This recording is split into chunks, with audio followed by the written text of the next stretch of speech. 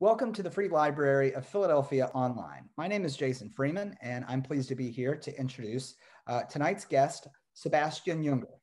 Employing what the Washington Post refers to as his narrative gifts and vivid prose to chronicle some of the world's most extreme environments, Sebastian Junger is the #1 New York Times bestselling author of The Perfect Storm, War, Fire, Tribe, and A Death in Belmont.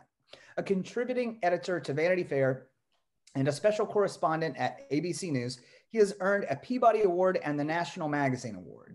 His debut documentary film, Restrepo, which was co-directed with the late Tim Hetherington, won the Grand Jury Prize at Sundance and was nominated for an Oscar.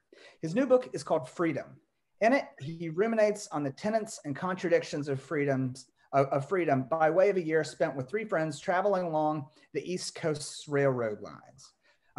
Tonight, Sebastian will be joined in conversation with Joe Klein, Time political columnist and best-selling author of 6 books, including Primary Colors, The Natural, and most recently, Politics Lost. So let's get right to it. Sebastian, Joe, thank you both so much for being here, and take it away. Okay, well, thank you. Sebastian, congratulations. This is the second time you and I are having a conversation like this, but this one is a little bit weirder, I think. This is a wonderful, but it's also kind of a mysterious book. And I was wondering, what came first, Freedom or The Last Patrol? Or did The Last Patrol give you the idea to write Freedom? And perhaps you can explain what The Last Patrol was. Yeah, thank you. So The Last Patrol was the name that we gave to a walk that I took with a few friends. We'd all been in combat. A couple of the guys were soldiers. Another guy was a Spanish journalist, photographer. It was a walk that we took along the railroad lines from Washington, D.C. to Philadelphia, heading for New York. But in Philly, we decided to turn west. And we headed for Pittsburgh instead. And we did it over the course of a year in several sections. We were completely independent out there, meaning we carried everything that we needed. Every few days, we'd walk through a town and buy some food and go back out onto the lines. It's completely illegal to walk on railroad lines, so we had to avoid the police. At one point, they were looking for us in a helicopter. They couldn't find us. Someone shot at us in Pennsylvania. We had adventures and misadventures, but we were, we were living rough. We were sleeping under bridges and in abandoned buildings. We didn't have a tent. We cooked over fires, kept ourselves warm over fires, got our water out of creeks. And we were all along the railroad line. So we went right through the middle of everything, the ghettos, the rich suburbs, the farms, the wilderness, right through the middle of everything. And we encountered not only America, we encountered ourselves in a pretty intense way. As I say in the book, for about 400 miles every night, we were the only people who knew where we were. And there's many definitions of freedom, but surely that's one of them. We did this walk years ago because we wanted to do it. I had no idea I was going to be writing a book about freedom. But as I started to think about what constitutes freedom and how I would tackle it as a topic, my mind went back to this extraordinary journey that I took. And I thought that's an interesting narrative as an example, one example of a kind of freedom. Right. So why did you decide to do it in the first place? Why railroad lines? And what was your overall purpose in doing it? And how much of it had to do with the experience that we've both had of being embedded in combat? There was less intellectual organization around this than you might think. I mean, truly, it was just, I was on the Amtrak going down to DC. I was staring out the window and I just thought, wow, you could walk along this whole damn thing. Like there's dirt bike trails and there's, far cornfields, there's maintenance roads, whatever. And because it's a kind of no man's land, I realized I would spend a lot of time outside, at night, sleeping out. And I realized because it's no man's land, there's places to sleep everywhere, like in, thickets and in gullies and, abandoned buildings. And so I just wanted to experience it. And I really wasn't thinking about it with an end purpose. It was something I wanted to do. And I also felt like that it would recreate some of the better aspects of combat. I've been with American soldiers a little bit, but I've been covering wars since the early 90s. And there was something about the resourcefulness that's required of one, the presence of mind, just being plugged into the moment that that reminded me of combat. And by example, the train engineers will call you in, right? The guys driving the trains. If they see people on foot, they will call you in, and the cops will come looking for you. And so if you hear a train, if you see a train, you gotta hide, right? So we got very good at sort of jumping into the underbrush or hiding ourselves. But sometimes the trains came so fast, the passenger trains would go 140, that you really didn't have time to hide yourself if you heard them. But what we realized is we got so tuned up to that environment, we got so plugged in that we could feel them. And honestly, I don't know what we were feeling. Mm-hmm. We were sensitive to something, and we could pick up on it. We kind of look at each other and be like, "Oh, it's happening." And something about being tuned up like that made me think of combat in the fondest kind of way. Well, in the book, and it's really remarkable what you do. I'm going to be raving throughout all this because there are so many great things that you do in this book, but you make the trains and your exploration of the history of railroads, the trains become like almost the enemy. They become this vital force, vital physical force that you couldn't possibly have anticipated. Were you particularly interested in railroads before this started? No, I don't interested in railroads at all. But they're so awe-inspiring. I mean, a freight train, I can't remember now, but it's in my book, but freight train fully loaded weighs 20,000 tons, something like that. I mean, it's a mile long. It's going 60, 70 miles an hour. It takes a mile to stop. And at night, these things go by and it feels like God's coming at you through the woods. I mean, really, right. It's an extraordinary feeling. You feel like you're going to be annihilated. And you don't know what this sound is, and it's coming at you. And even if you're far off the tracks, it's impossible not to be scared. It's really, really quite something. And it inspires a kind of awe. And I became sort of fascinated by them, about the way they worked, just how indomitable they were. There was something about them that I really, really started to like. Mm-hmm.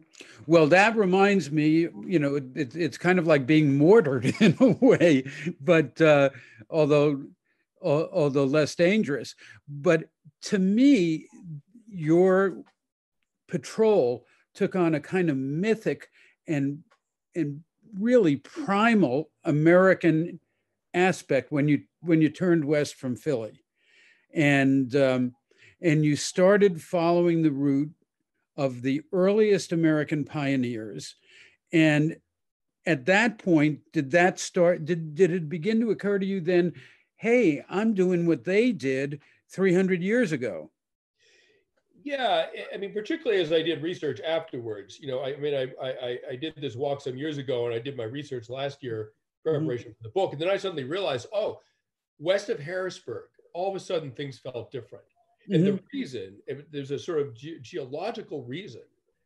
There's something along the east coast of America called the fall line. And it's the first set of waterfalls or shallows in these rivers that penetrate the interior. And you could use deep draft ships up to the fall line. And after the fall line, everything has to proceed on foot, by horse or by wagon. And so the fall line for the Susquehanna happens at Harrisburg. And above Harrisburg is the fall line. And after that, the settlers, the land became much more wild because everything was slowed down. And that's where the early settlers went into what they called Indian territory. And even now, hundreds of years later, the change was amazing. Like all of a sudden, we didn't have to hide from people. It was quite wild. We could sort of sleep wherever we wanted. There was a lot of gunfire. We crossed a sign that said, "This is private property." Federal agents keep keep out. We will defend this property by any means necessary. I mean, it was a very wild and autonomous seeming region. And, you know, we were along the Juniata River. And so the way this works, you know, we were along the railroad lines. The railroad lines were laid along the old settlers' roads. The settlers' roads followed the old Indian trails. The Indian trails followed the sort of route of easiest passage through the mountains. And the only east-west trending river in Pennsylvania is the Juniata. And it cuts through the Allegheny Mountains going towards Pittsburgh. So we were following this ancient travel corridor that goes back thousands of years. And, you know, once we got out there, you know, living was easy. Like our tasks were not so much dodging the police as keeping warm, keeping safe. It was a very, very different feeling, and it felt very, very liberated. Like I was sort of beside myself. I felt so happy out there. Yeah, there was a moment in the book where I think your dog was sleeping on your legs, and it was your dog, right? Yep. We must establish that the dog was part of this all the way. But there's a point where you said, life, you know, things can't get much better than this. And it seemed to me that in that moment, you were touching on something deeply and profoundly American, a sensibility that affects this country to this day, perhaps even more nowadays than it did 20 years ago. But the notion of moving west, moving into areas where there's no controlling legal authority, to quote Al Gore a long time ago, is the most profound American action, isn't it? Yeah, I mean, I was out there, the passage you're referring to, you know, we were along the Juniata, east of Lewiston. Mm-hmm. We've been out there for quite a while. We were filthy. We were exhausted. We had gotten some steak, and we found something called a tie plate, which is a very heavy, 20, 30 pound piece of iron or steel rather, that is nailed down to the spike down to the cross ties, and the steel track sits on the tie plate. So we put a tie plate on couple of rocks and built a fire underneath it and created a griddle and cooked up this steak. And so there I was, I was falling asleep with my buddies next to me, and we had one weapon, which was a machete. And that was always somewhere sort of central in case we needed it. And one time I had to grab it. And my dog was over my ankles, and we were the only people who knew where we were. Our stomachs were full. We were masters of our own destiny. And it was it was totally intoxicating feeling. What I would say about the settlers, and obviously about us as well, the settlers in the 1700s took on the incredible hardships and risks of the wilderness, of what was called Indian Territory, because they were looking for free land. They were looking for an economic opportunity. They didn't want to be controlled by the government. They didn't want to be controlled by the church. This was a free place for them, right? As it was for the native people. But it was also a place of tremendous danger. So the more free they were out there, the more danger they were in. It was a very bloody time, a lot of conflicts with the natives. And because it was so dangerous, everyone, all the settlers, had to be in a kind of mutual defense pact, where if there was an Indian attack, they all gathered at the stockade and fought for their lives. And if you weren't willing to do that, you were not part of the community. You were cast out. And you had no social currency. You couldn't get married. You couldn't get a loan. You couldn't get a handshake. You were out of there. And so what people were doing was achieving one kind of autonomy, but there was so much danger associated with that they had to sign on to a completely new, different kind of obligation, which was to their community for mutual defense. And if you were an adult male and you weren't willing to carry a rifle and a scalping knife and a tomahawk at all times and be ready to fight at a moment's notice, if you weren't willing to do that, well, you were not part of the community and out. Mm-hmm. Well, it's interesting to me. A lot of this reminds me of a wonderful book by David Hackett Fisher called Albion's Seed, where he talks about the various English migrations to our shores. And the one that's most interesting to me and that has a really distinctive part of what it means to be American is a group that you call the Notorious Scots Irish. Now, why do you call them notorious? And well, they were, I mean, what part of our American spirit do you think they contributed? Because that's where you really start cutting close to the bone, yeah, to where we are right now as a people. Yeah, so there were a lot of very brave and very desperate, or both, groups of people that were willing to undergo the hardships and the dangers of the frontier in Pennsylvania. The Dutch, the Germans, the English. The Scotch Irish were sort of a different breed. They were really, they were renowned, notorious for their willingness to fight. I mean, for their sort of pugilism, and be it in a tavern or, on the frontier. And so, there was actually, I found one account where they were given a sort of reprieve from having to pay local land fees if they were willing to settle at the sort of, in the sort of free fire zone between civilization and the natives. And if they were willing to sort of inhabit that gray zone and insulate the more settled areas from Indian attack, they could do so without paying land fees. And of course, many of them went for it. Now today, the Scotch Irish were the dominant settlers in the American South, and today they form a disproportionate portion of the U.S. military. I mean, there is a very strong martial tradition in that culture, and it persists today in the form of of enlistment in the U.S. military. It's really interesting, and they got the guys that I was, when I was embedded with U.S. forces in Afghanistan, there were a lot of there were a lot of guys with Scotch Irish names. It was almost completely white. The platoon was almost completely white and Latino, and a lot of the white guys were Scotch Irish. It was really interesting. Yes, no, that's true. My favorite little factoid about the Scots Irish was that the tradition of carrying the bride over the threshold came from the Scots-Irish tradition, which was abducting the bride from the other family's house, and that gradually became socialized. But here's where we get into an interesting conflict about America and about the very notion of freedom, because these folks, and I see the Scots-Irish migration is down through the Appalachians, through West Virginia, through Tennessee, down to Alabama and Mississippi, as you were saying, Kentucky. And there is a tremendous desire there for freedom.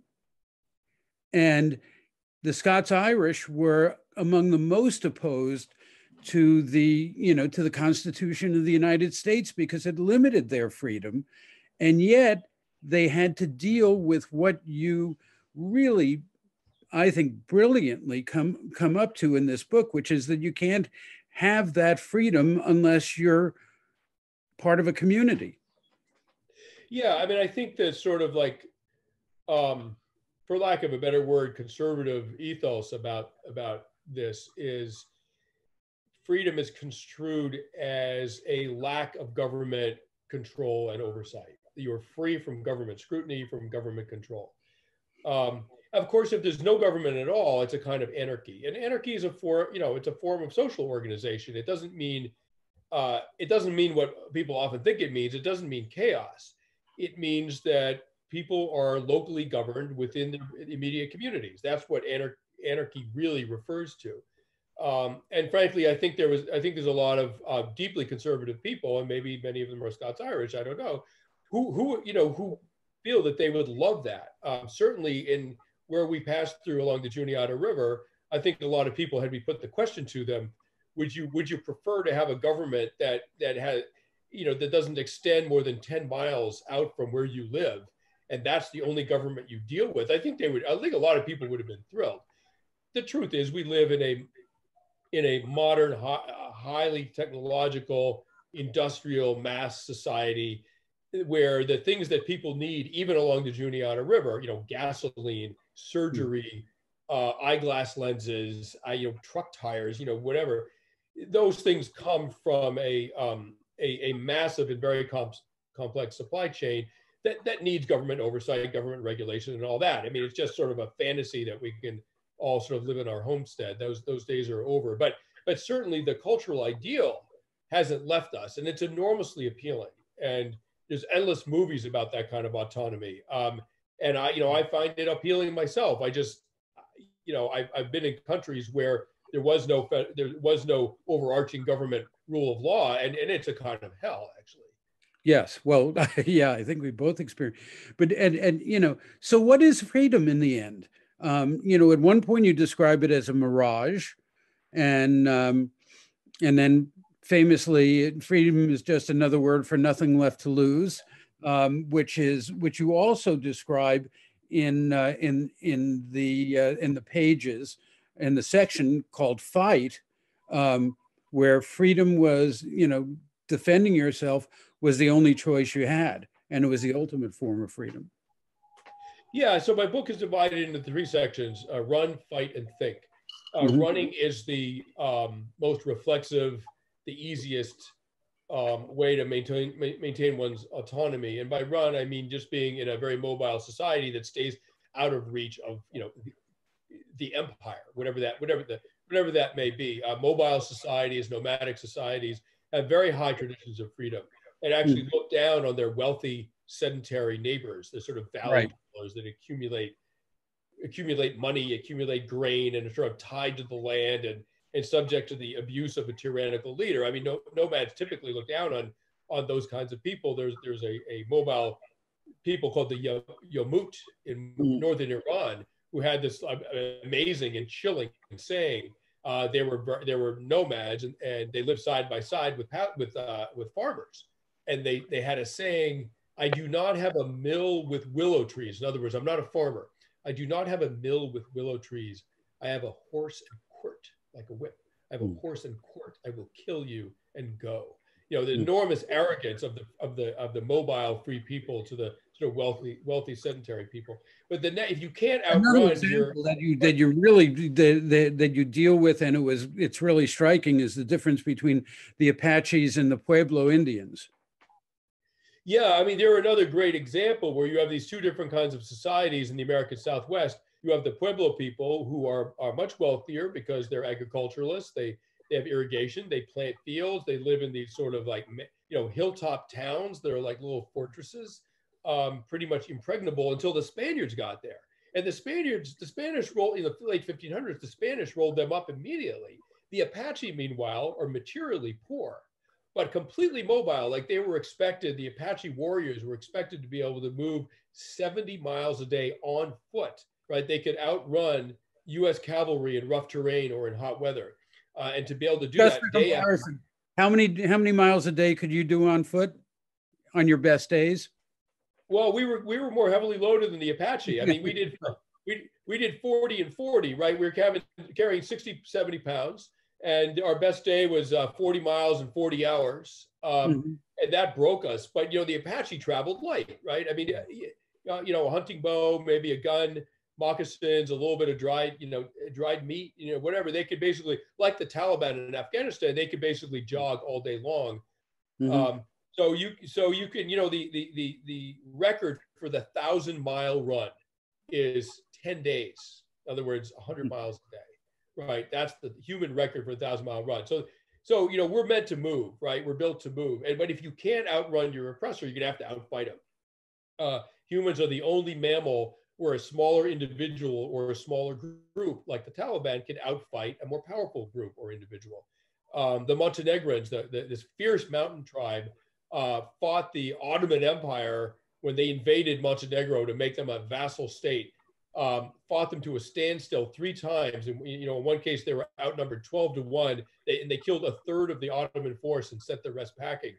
But then finally, if you are if you need to maintain your autonomy, your rights within a society, like the labor movement 100 years ago in this country, they weren't trying to overthrow the US government. They certainly weren't trying to outrun it. They were trying to change things. And then you have to outthink your opponent. And that's where this sort of more complex chess game of societal change comes into play in a democracy. One of the keys to that is using women in these movements. Women are very, very effective for a number of reasons. One being that they are great at lateral networks. Men are not good at lateral networks. They're great at hierarchies. Both are important. But women's lateral networks work sort of like spider webs. They're very hard for authorities to penetrate and disrupt. And the other is that the authorities are just more reluctant to commit mass killings of women in the streets. They'll open fire on men without too much of a problem. They have a harder time doing that on opening fire on women. I mean, it happens, but they're more reluctant to. So what the strikers did in Lawrence, Massachusetts in 1912 was they started putting women on the front lines of the strikes. And so the National Guard troops with their fixed bayonets, these boys didn't know what to do. They're facing women their mother's age, right? And they were sort of paralyzed. And one police captain in despair said, one good cop can handle 10 men, but it takes 10 cops to handle one woman. And that changed the balance of power in the streets in the favor of the labor movement. But let's go back to the notion of freedom. I mean, I think that the people who are listening to us are getting a sense of the heterodoxy, the remarkable heterodoxy of this book, and how you weave all these various kinds of anecdotes and also statistics and physiology, the difference between physiology between men and women, and the physiology of walking and running, and all of these basic things that eventually emerge into a kind of misty picture of freedom. It seems to me that to you, freedom can't really be defined in a single sentence, can it? No, there's many definitions of freedom. I mean, some people feel that the real freedom is free from being free from desire, from longing, from wanting to own, free from material possessions. Other people feel that having a sort of stockpile of wealth that insulates you against the vagaries of existence is its own freedom. Certainly, poverty is a great stress. Mike Tyson said that he was freer when he was poor. When he had nothing, he was freest. I talked to a gentleman who had done almost 30 years in prison for committing a terrible crime. He paid his debt to society. He became educated and enlightened in prison, and a remarkable man. And I asked him, I said, is it possible? I felt foolish asking it. I felt almost sort of self-indulgent. But I said, is it possible to be more free in prison than outside of prison? And this is not in the book. This is a side conversation. And he said, oh, of course it is. He said, you can't be an addict in prison. Addiction is one of the greatest losses of freedom that there is. And he said, you can't even be distracted. He said, people out here with their iPhones and all this stuff going on, they're not thinking about anything. Like, you're in prison long enough, eventually you got nothing to do but think. And eventually you're gonna have a conversation with yourself, an honest conversation about who you really are and how you got into this place. And until you do that, like, you're not a free person. And a lot of people on the outside never get around to that. So what I would say is that it's impossible to be completely safe, completely comfortable, and completely free. Your safety comes from being part of a group. Your comfort comes from being part of a group. And as soon as you're part of a group, you owe it things. And if you're alone in nature, I mean, completely alone, like they drop you into the Alaskan wilderness, you're not going to be free very long because you're going to be dead. And as soon as you're part of a group, you have to abide by the norms of the group. And that's where the great conversation starts about what about when you belong to a nation of 330 million people? Like, at what point does the government stop having the right to tell you what to do and micromanage your life? And at what point do you owe your country things like, you know, I'm going to stop at red lights and wear a, you know, and even at 2 in the morning when there's no traffic, I'm still going to stop at the red light because we all need rules. And I'm also going to wear a mask because I don't want to infect anyone with COVID. You know, I mean, that's the great conversation. There's no right or wrong answer. It's a debate. It's a compromise. It's somewhere in the middle. But that is what a nation like this has to conduct to remain equitable and free and fair. And you take it to very sophisticated economic kind of levels when you start talking at the very end of the book about, I'm hoping I'm pronouncing this correctly, it's the Genie Index, or is it the Genie Index? The Genie coefficient, Genie Index. Yeah, that's right.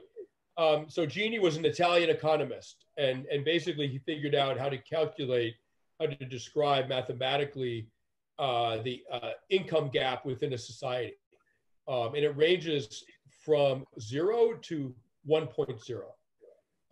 So a low Gini coefficient is a more egalitarian society. Hunter-gatherer societies are famously egalitarian, very little accumulation of wealth, not because they're morally superior. These societies, as soon as they can accumulate wealth, social stratification will start. But in that environment, they're quite egalitarian. They have a Gini coefficient of 0.25. Okay, the Roman Empire was around 0.4. That's roughly where the United States is right now. The medieval Europe was a Gini coefficient of almost 0.8. That was brought back down by the Black Death, the Black Plague that killed a third of Europe. So what liberals will say, I mean, the conservatives typically say freedom means that you're not controlled by the government. Liberals will say, well, the government controls us enough to make sure that everyone's fair and gets a piece of the pie. And that's the great liberal conservative debate. But what's interesting to point out, I'm a liberal, right? I mean, I vote democratically in elections, and I consider myself a liberal. And as a liberal, I've always believed that the smaller the gap between rich and poor, the greater the potential that society has to be a great society, to be a powerful nation. It's more stable. People are happier. And I believe in all those things, except that the truth is that the great empires in history, including America, which is a great empire, the British Empire, the Roman Empire, the Ottoman Empire, the Han Dynasty, all of these great empires typically had Gini coefficients of around 0.4, 0.5, like in the sort of middle range of unfairness, not enormously unfair, but pretty unfair. That was offensive to my liberal sensibilities, but I'm a journalist. I report what I find out to be the truth. And there it is in my book, as much as I hate to admit it. But a powerful society often depends on some internal unfairness. Right. And, you know, one of the things that I kind of loved about your last patrol, was that you weren't entirely strict about it. Every once in a while, you would go down into town and get a hamburger, right? Oh yeah, I mean that was one of the pleasures of it. Like it's great feeling like an outsider. And when you've been sleeping in your clothes for a week and you walk into town, you know, we would dump our big packs on the sidewalk and tie our dog to them. No one would mess with them, right? And we'd go in and sit down, and you know, people would be a little suspicious, a little curious, a little friendly. You know, we're nice guys, you know, whatever. We made it work, but there was something really cool about walking in one end of town and getting a cheeseburger and keep walking out the other end of town. And then they never saw us again. And there was we stopped at one place in, what was it called? Derry, Pennsylvania, Derby? I can't remember. Derry. Little town. And there was a little diner joint named Smitty's, a bar. And we sat at the bar stools and ordered sandwiches or whatever. And Smitty came out and sort of sniffed us, you know, literally, I think, and asked what we were about. And he said, you know, well, it was a very hot day. He said, there's some rain coming. There's some relief coming for you guys. You know, I know it's been tough on you. He said, you know, if you need a place to sleep, there's a deserted trailer about a mile west of town, right along the railroad tracks. And there was a guy who was out of a job. His lady kicked him out, and he spent last winter there. But I don't think he's there anymore. If you guys need an old trailer to sleep in, you can find it. And so, you know, off we ate our sandwiches and off we went and found that trailer. Well, I have two more questions for you, and then we'll turn this over to the audience. I think that that it's going to be interesting to see, for me to see which one is more awkward for you to answer. But, I love these. Yes, go ahead. But, let's do the personal one first. This was happening at a time of your life when you were in a personal crisis, right? Or a time of change. What did you learn about yourself through all this? There was a point where you just couldn't go any farther. Yeah, so I was in the middle of getting a divorce. There was another guy out of the four of us, so half the group was in the middle of getting a divorce. My divorce was very friendly. I'm still friends with my ex-wife, and she's an amazing person. So it wasn't acrimonious, but it was a very, very sad time in my life. And it was a failure of something that I really cared about. And so we never talked about it. I mean, we walked 400. Is this a male thing? I don't know. Maybe it was just us four. Half of the group was in the middle of getting divorced, and neither of the guys brought it up, and neither of the other guys brought it up either. Like, no one mentioned it. But here's the thing: the journey we took felt good, right? It wasn't that I needed it as a form of therapy. I needed a respite from the complicated things that were going on in my life. And there's nothing like walking 15 miles a day and dodging the cops and sleeping rough to give you a kind of vacation from your thoughts, right? But after 400 miles, we got to Connellsville, and we had this idea of pushing on a little further, and we've been walking through a great summer heat, and our feet were just in shreds. And you described your feet as having, the bottom of your feet as having the quality of oatmeal? Yeah, I mean, you sweat. Exactly. You sweat a lot, and then your feet sort of boil in your boots, and they just turn to mush. I mean, it's disgusting. And sounds wonderful. We waded in the Youghiogheny River right in the middle of downtown Connellsville. It's a very poor town, and people get out of the heat by they wading into this industrial river right in the center of downtown. And we joined them, 100 degrees in the evening. We joined them, and we had another 15 miles to go, and we were going to sleep on the beach somewhere, I don't know, under a bridge or whatever, and then push on the next day. And I just thought, you need to know when you've arrived at an end point. And that's true for marriage, that's true for drinking, it's true for jobs, it's true for journeys. You got to know an end point when you meet it. And I just suddenly had this feeling like, this worked, this helped, and it's time to go back to my life and face my problems. And so that's what we did. What is that feeling? I mean, you would come to a catharsis, yeah, of sorts. Yeah, I just realized that the solution to something can become its own problem.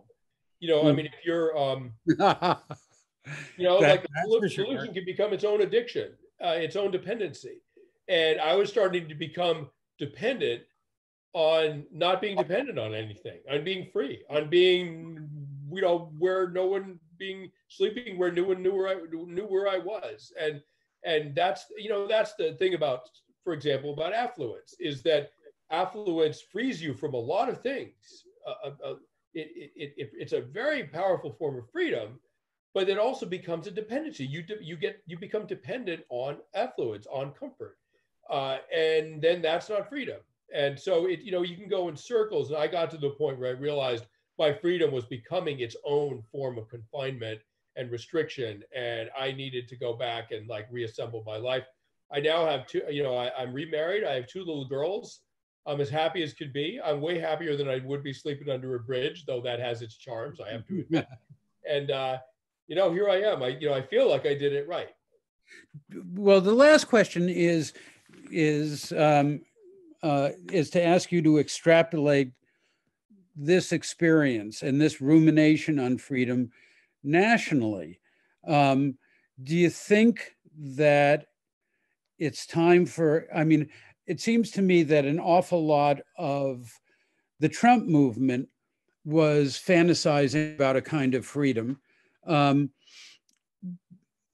What lessons do you think? It seems very clear from the book that you've caught the zeitgeist of the moment. We're trying to figure out what freedom, which is our essential value in this country, what it means. And so, given what you've been through, what lessons, would you extrapolate to the society? Yeah, well, what I'd say is that, first of all, we have the right to be free of oppression, not free of obligation. And your platoon, your last patrol group, your outward bound course, and your nation can ask things of you. It can ask you to fight a war. It can ask you to wear a mask. It can ask you to stop at red lights, even when it's 2 a.m. and no one's going in the other direction. It asks all kinds of things of you. And it's honestly, there is a forum for debating these things. There's recourse in the courts, at the ballot box. But if you start thinking about belonging to this great nation as a high honor, and that the things it asks you to do, considering how fortunate we are, the things it asks us to do are so minimal that I feel like it's an honor. It's I give blood. It's an honor to give blood. I almost died last summer from a ruptured aneurysm that I didn't know about. I lost 90% of my blood into my abdomen, right? They barely saved me. 10 people donated blood and saved my life, right? I started donating blood. It's an honor. It's an honor to vote. It's an honor to serve on a jury. It's an honor because there is something sacred. Anything that keeps this nation going and keeps it as a democracy is sacred, and it's an honor to do something like that. So what I would say is that the word freedom is dragooned into service by people who are trying to make things turn out their way, right? And the left can do it and the right can do it. They both do it. But on January 6th, the people that claimed they were defending their freedom by storming a building and threatening to hang the vice president, that's not freedom, right? That's fascism. You don't, in this country, you don't have the right to make every election turn out in your favor. That's just not a democracy. I'm sorry. What you do have the right to is a free and fair electoral system and a peaceful transfer of power. And if you think there's something funny going on, you can go to the courts, or you could just get out the vote on the next election and turn the tide. That's what you have the right to. And so what we mustn't do is become is to fall for this trap that as soon as someone says they're fighting for their freedom, that somehow they can't be questioned. It's complete nonsense. That word is sacred and has very specific meanings, and none of them applied to January 6th. Right. We'll go to questions now. I'm looking at a couple. Here's the first one. This is from Riley Stone, who was very much enjoying our conversation, which he described as brotherhood, which I feel honored by.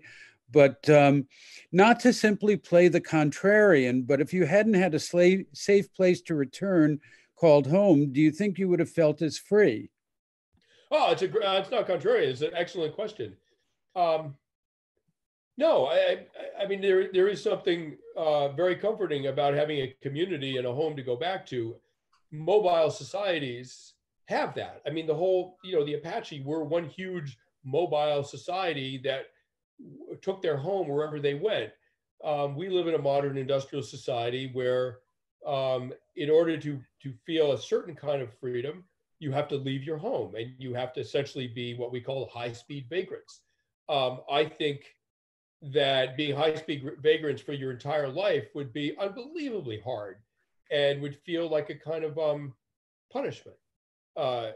Absolutely. I would never, and for that matter, almost everything, if you had to do it for your whole life, is a kind of punishment, including great wealth. Mm-hmm. Here's an interesting one from Barbara Elser. Do you think that freedom is defined differently for women than men, given your examples are generally macho? Freedom. The word freedom usually is applied to freedom from attack and by an enemy. I mean, it usually describes a group if it is free, vis-a-vis other groups that would attack it. What I would say about the awful history of slavery in America is that African Americans were tragically not part of this society. They rightfully looked at white America as the enemy because it was enslaving them, right? And but now, I mean, now that that terrible wrong has been corrected, other great changes have happened with civil rights, with women's rights in the last 100 years. What I would say is that within a society that has democratic norms and recourse through the courts and through the ballot box, that what we're really talking about are rights, and women have the right to not be attacked, right? As do African Americans, as does everybody. And so I think the sexes have different sense of vulnerability. I think had we been for women, we definitely would have felt more vulnerable and probably less autonomous, less free to be to do what we were doing. I think that's probably has been true throughout history, and I'm not sure exactly what we can do about it. The problem with physical security is that it's partly up to your attacker. And that's a hard thing to control for. The Yamnaya were a group of nomadic horsemen from the eastern steppe in Russia. And 5,000 years ago, they traveled without women, and they were basically the first motorcycle gang in a sense. They used horse-drawn chariots. They cut a swath through Europe and invaded Iberia, and within about 100 years, killed all the men in Iberia, wiped Iberian males from the human gene pool, and clearly mated with all the women, a gross violation of everybody's freedom. They were able to do that, and the Iberians couldn't stop them. So part of freedom comes from being able to defend yourself, and I think there's a great tragedy in the fact that women feel that sometimes they're vulnerable in the ways that men aren't, and I don't know what the solution is to that. But to press the point a little bit, if freedom, the most primal form of freedom for men is to be hunter-gatherers, what is freedom for women? And that's question number one. And question number two is, have we reached a point in this society where male dominance, which was based on physicality, is going to be is going to fall into the shadows, given the fact that women are graduating from college at a much greater rate. They are much better at negotiating. They probably will be pretty damn good at governing, and they don't suffer from testosterone poisoning. Well, I mean, women were hunter-gatherers too. I mean, our hunter-gatherer ancestors were 50-50 men and women. So women are just as much part of that, our human ancestry, obviously, in a hunter-gatherer economy. In modern society, in today's America, yes, obviously women are being increasingly incorporated into all sectors of the economy. What I would say is that some jobs select for certain character traits, right? And so aggression and competitiveness are great traits to have in the boxing ring, or if you're heading up a corporation, or being in some cases, a politician. And so what you see is that there are plenty of women in those roles, but they are women who are aggressive, competitive women, right? So when you say, women are going to enter the workforce, that have entered the workforce, that doesn't necessarily mean that non-competitive, non-aggressive women are suddenly taking over everything, right? I mean, those jobs select for aggressive, competitive women who act and have sensibilities and character traits that are very, very similar to what we consider to be male traits. There's probably more men with those traits than women, but there's plenty of women with those traits. I would argue that, Sarah Palin was a pretty competitive, aggressive woman. It's why she made an excellent politician. I didn't vote for her, but she was clearly pretty good at positioning herself for a position of power. So I think it's a mistake to sort of divide things along gender lines and say that women are one way and men are another. I think it's way more complicated than that. Let's move to an otherworldly aspect of freedom. That question from Moin Rahman. Sebastian, it appears freedom is realized in all its facets when one is non-attached to material and worldly things, including self. It almost sounds more like Epictetus, the Stoic philosopher, or Buddha's point about not fearing impermanence. Your thoughts from the aforesaid vantage points. Is freedom the loss of self? Well, I mean, we're all barreling towards that. We're all going to die and lose ourself, right? So if you can practice for that by being a Stoic, by being a Buddhist, by having a sort of Zen practice of giving up not only your earthly possessions, but your earthly desires and your entire sense of identity and permanence in the world. If you can practice for death by doing that, yes, there's a kind of freedom from the fear of death. What I would say is that if you were freed from all earth, if you were on a life raft in the middle of the ocean and freed from all earthly possessions, you would drown. You would no longer be in the life raft. If you were dropped into the Alaskan wilderness and suddenly there went your Leatherman tool and your box of matches and your tent and et cetera, you wouldn't live very long. So the sort of lofty philosophical enterprise of freeing yourself from your physical animal existence, that's a very particular kind of human game to play, and it's fascinating. But it actually, as we're animals, we're social primates. We wouldn't be here if that was the ultimate form of freedom, and that we all practiced it. We would have died out. There's a question here about from Darnell Tomalinsky. I read you talk about Jane Goodall in the book. Can you give us some context? Did you spend time with her? Unfortunately, I love to spend time with Jane Goodall. I was not able to. I know a student of hers, Richard Wrangham, a primatologist out of Harvard, amazing man.